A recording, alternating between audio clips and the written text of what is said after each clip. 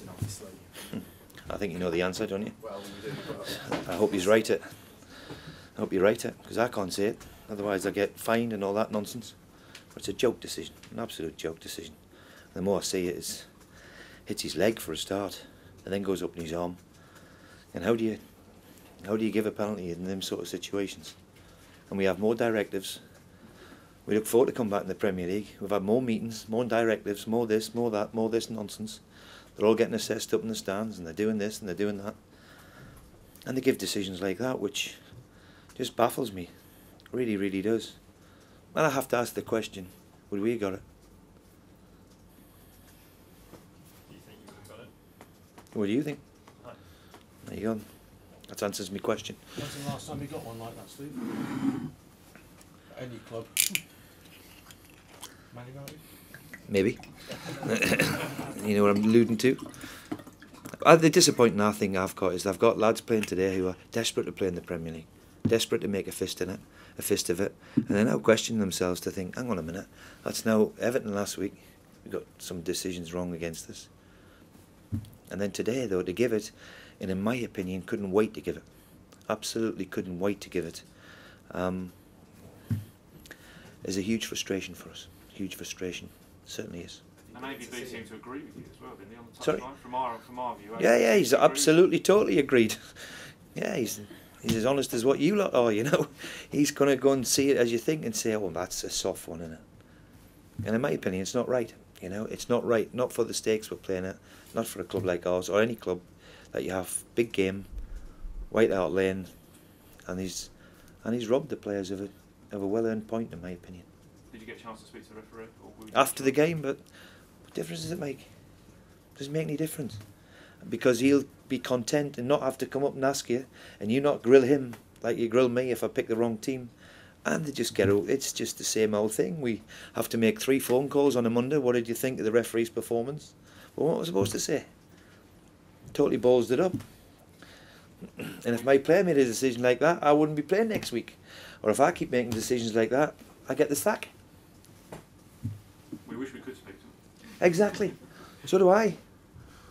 Steve, you must have been delighted with the way you played up until that point, given obviously the injuries you've had in the last week. Well, to make, as I said to you, to make 6 or 7 changes. I don't mind getting beat. I don't mind getting beat fairly and squarely. It's part of the game. But to go down like that is such a... On the 5 or 6 of them who haven't played in the Premier League a lot, were playing today. Boyd and Rossini and Alex and Myler and all of them, Sagbo, they've all tried manfully to get something here today, and in my opinion should have done. Steve, you expect to have any players back for Wednesday or next Saturday? Well, Corrin and Brady maybe, but we'll see. We'll see what they're like tomorrow, and there are tired bodies in the dressing room, as you can imagine. Some of them have played for weeks and they've put in a great performance today. Bay was a new one. What happened to him? He's got a bit of a calf, but it was a recovery really. He struggled to recover from last weekend. Do you feel you're by and large changing shape, Brooks? We can talk about shape, I can talk about tactics, I can talk about all their performances.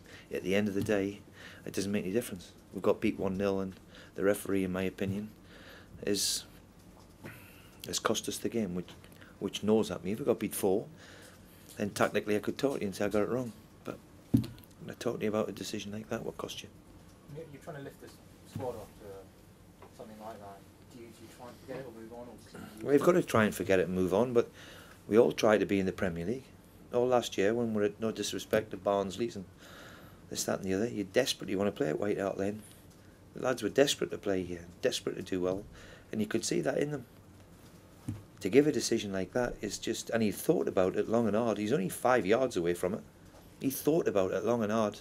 For me, it's this so-called... Is it letter of the law that's supposed to be politically correct and all this nonsense? And surely a little bit of common sense says, no matter what the rule book, that's not a penalty in my opinion. And that's where we are still a million miles from them.